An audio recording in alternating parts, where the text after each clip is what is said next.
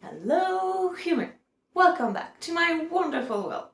Me revoilà après une absence qui a été beaucoup plus longue que prévu. J'ai des soucis de fatigue chronique, ce qui fait que j'ai tendance à accumuler la fatigue assez facilement. Quand il a fallu choisir une activité à sacrifier pour me reposer, eh bien, c'est YouTube qui a sauté. J'ai un petit peu changé mon setting, je suis dans une pièce plus grande, alors le son est un petit peu moins bon. Je vais voir ce que je peux faire pour régler ça. Si tu es toujours abonné à ma chaîne et que tu as attendu mon retour, je t'en remercie. Et si tu découvres justement la chaîne grâce à cette vidéo, eh bien, bienvenue à toi. En cette fin de mois de février, j'aimerais que l'on aborde ensemble le Black History Month.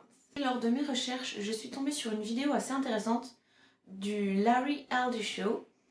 Larry Elder est un animateur radio et un auteur à succès qui traite de sujets de société. Je vais aller voir un petit peu sur son site et voilà, c'est un personnage. Donc on va découvrir ensemble ce qu'il présente dans cette vidéo. Si t'es prêt à aborder le Black History Month avec une perspective un peu différente, en route pour la vidéo!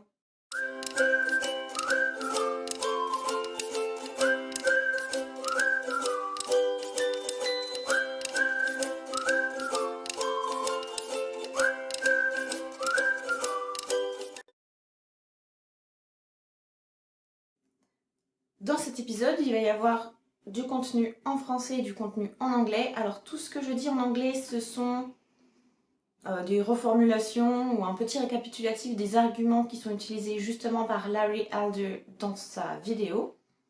Et les parties en français, c'est mes petits commentaires personnels. Et accessoirement, je réexplique un petit peu ce que j'ai dit. Donc, ne panique pas quand tu m'entends parler en anglais.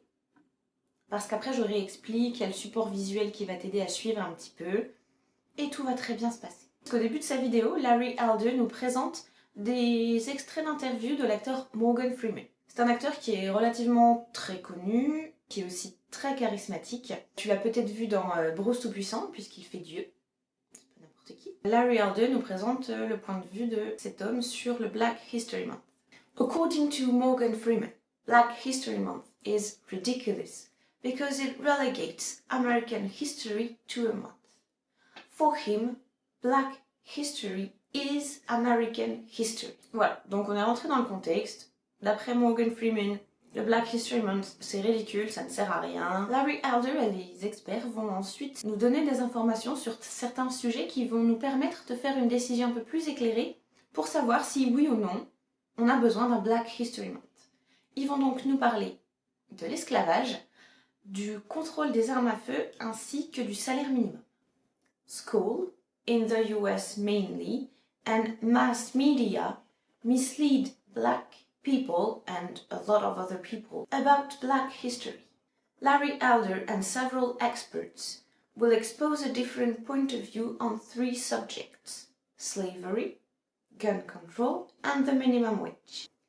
We are taught in school that slavery only happened to Africans in America, and that slavery is unique to the US, and that it only concerns black versus white people. But the truth is that slavery is one of the oldest institutions among human beings, and the complicity of many African chieftains was necessary for the success of the European slave trade in Africa. Et oui, l'esclavage des Africains par les Européens, c'est un petit peu comme la Shoah et les génocides. C'est-à-dire que, à aucun moment je ne veux minimiser l'importance ou le facteur horrible et de la traite des Africains par les Européens et du génocide des Juifs par les Allemands pendant la Seconde Guerre mondiale, mais il s'avère que, généralement, quand on parle d'esclavage, on pense aux Africains, et quand on parle génocide, on pense aux Juifs. Alors que, malheureusement, l'esclavage a plus ou moins toujours existé, existe toujours à l'heure actuelle, et c'est pareil pour les génocides. Quand on regarde ce qui se passe à un certain endroit du monde avec une certaine population à l'heure actuelle, on se rend compte qu'on a quand même encore un petit peu de chemin à faire en ce qui concerne ces 2 sujets. D'ailleurs, si tu regardes des séries un peu historiques comme Vikings ou Spartacus, eh bien, tu te rends compte que, oui, l'esclavage c'est hyper ancien, que tout le monde l'a fait, et qu'on trouve tous en tant que peuple ou civilisation des raisons d'aller conquérir des territoires capturer des gens et s'en servir comme esclaves. Mais c'est pas parce qu'on l'a toujours fait que c'est une bonne idée de continuer. La question qu'on va se poser ensuite, c'est qu'est-ce qu'il y a de si spécial avec la traite des Africains par les Européens, mis à part le côté un petit peu industriel de la chose. As it turned out, the massive demand for slaves from Europeans completely modified societies and economies all over the African continent. At first, the people sold as slaves were either criminals or war prisoners. But because African chieftains wanted European firearms, first to protect themselves from other tribes and also to protect themselves from becoming slaves, the slave trade quickly became an arms race. À cause du mode de paiement utilisé par les Européens, échanger des armes à feu contre des esclaves, ils ont complètement modifié les rapports de force existants et de nombreux peuples se sont retrouvés dans des cercles vicieux. D'ailleurs, il s'est produit à peu près la même chose en Amérique du Nord quand les colons sont arrivés, c'est-à-dire que les peuples natifs étaient en guerre les uns contre les autres. Certains ont décidé de s'allier avec les Européens qui arrivaient pour gagner contre leurs ennemis, en pensant que l'homme blanc était juste de passage et qu'il finirait par repartir, ce qui n'a pas été le cas. Ensuite, l'argumentaire de Larry Elder nous rappelle qu'il n'y a pas que les Européens qui ont utilisé massivement des Africains pour leur réseau d'esclavage. The Muslim slave trade was responsible for taking much more Africans out of the continent than the European slave trade. Moreover, it started much before, around the 9th century, and ended much later. For example, in Mauritania, slavery was abolished in 1981. 1981. C'était il y a pas longtemps, hein. The main difference between the European and the Muslim slave trade is that whereas Europeans allowed slaves to have families and have children, which resulted in many descendants from slaves, Muslim slavers usually castrated men and used women as concubines. They produced less children who were then absorbed into society. Laisser ou non les esclaves avoir des enfants, ça fait une sacrée différence dans l'histoire. À l'heure actuelle, en Amérique du Nord et aux Caraïbes, les afrodescendants savent qu'ils sont descendants d'esclaves. On a l'impression que ça fait un bon paquet d'années que l'esclavage a été aboli, alors qu'en fait, en termes de vie humaine, c'est pas si long que ça. C'est-à-dire qu'il y a encore des familles dans lesquelles on a des personnes qui peuvent témoigner d'avoir connu des gens qui étaient esclaves et qui ont vécu l'abolition de l'esclavage. Et en plus, je pense que, alors n'hésite pas à me contredire dans les commentaires si je me trompe complètement, mais je pense quand même que dans les familles afrodescendantes en Amérique du Nord et aux Caraïbes, on sait que si on est né ici aujourd'hui, c'est que nos ancêtres étaient des esclaves. Ça doit être quand même quelque chose d'assez particulier que de savoir qu'on est descendant d'esclaves. Une autre conséquence à l'heure actuelle de l'esclavage des Africains par les Européens, c'est que pour que la population européenne blanche en Europe et en Amérique du Nord accepte qu'on utilise des centaines de milliers d'Africains noirs pour travailler dans des conditions pas forcément très humaines, il a fallu faire rentrer dans les mœurs que l'Africain est moins bien que l'Européen et que le noir est moins humain que le blanc. Parce que c'est quand même pas facile d'exploiter quelqu'un quand tu mets la personne en termes d'égal à égal. Hein. Ça rend tout de suite les mauvais traitements beaucoup plus compliqués. Sauf si on a un sociopathe. Mais ça, c'est un autre sujet. Passons au deuxième thème, le contrôle des armes à feu. C'est aussi un point un peu polémique aux États-Unis puisque on a les Américains qui sont pour le contrôle de l'accès aux armes à feu et ceux qui sont contre toute forme de contrôle puisque le droit de porter une arme est inscrit dans la Constitution et que, comme le dit si bien la National Rifle Association, the only way to stop a bad guy with a gun is a good guy with a gun. Mais l'enjeu de contrôle des armes à feu a-t-il toujours été de pouvoir se défendre contre quelqu'un de méchant? Et bien on va voir ça tout de suite. In March of 1857, the Supreme Court ruled that Dred Scott, a runaway slave, could not be allowed to bear arms because he did not have full citizenship. As long as he was not a true law-abiding American citizen, he could not claim his Second Amendment right to bear arms, to carry a gun. The ability of former slaves to possess guns would mean they were equal to white Americans. Ben oui, faut être logique. Non seulement on continue à justifier l'esclavage en disant que l'homme noir n'est pas un citoyen égal à l'homme blanc, mais en plus on garde le privilège de porter des armes. Eh ouais, bizarrement, les esclavagistes blancs avaient un petit peu les miquettes de se faire massacrer par d'anciens esclaves bien vénères avec des armes à feu. On se demande bien pourquoi. Troisième et dernier point, le salaire minimum. À l'heure actuelle, de nombreux Américains demandent à ce que le salaire minimum soit augmenté. En effet, d'après les derniers chiffres, en 2019, un Américain au salaire minimum touchait 7,25$ par heure, soit l'équivalent de 5,96€. Alors que, à l'heure actuelle, en France, pour une heure de travail au salaire minimum, nous gagnons environ 10,15€. C'est-à-dire qu'un Français au salaire minimum gagnera 2 fois plus qu'un Américain. On comprend mieux pourquoi certains sont obligés de cumuler 2 voire 3 emplois pour pouvoir survivre. When it started, the minimum wage was instaured in order to fight poverty. Or was it? According to experts, it was first of all a means to keep black Americans from stealing the jobs of white Americans who refused low wages. At the time, a farm worker would earn $3.50 for a day of work. In a war on poverty, the government passed a law which required workers to be paid $1 an hour for the same farm work. As a result, 25,000 farm workers were put out of jobs, almost as if federal minimum wage laws were designed to drive black Americans out of the workforce. Cette guerre contre la pauvreté qui prise les Afro-Américains de perspectives d'emploi est un peu la digne inspiration de la guerre contre la drogue instaurée par le président Nixon. Non seulement on ne fait rien pour favoriser l'emploi des Afro-Américains, mais en plus on s'assure de les mettre en prison en masse.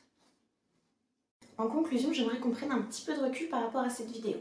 La première fois que je l'ai vue, je me suis dit waouh, c'est cool, plein d'informations nouvelles, on n'était pas forcément au courant, vachement sympa, je vais faire une vidéo là-dessus.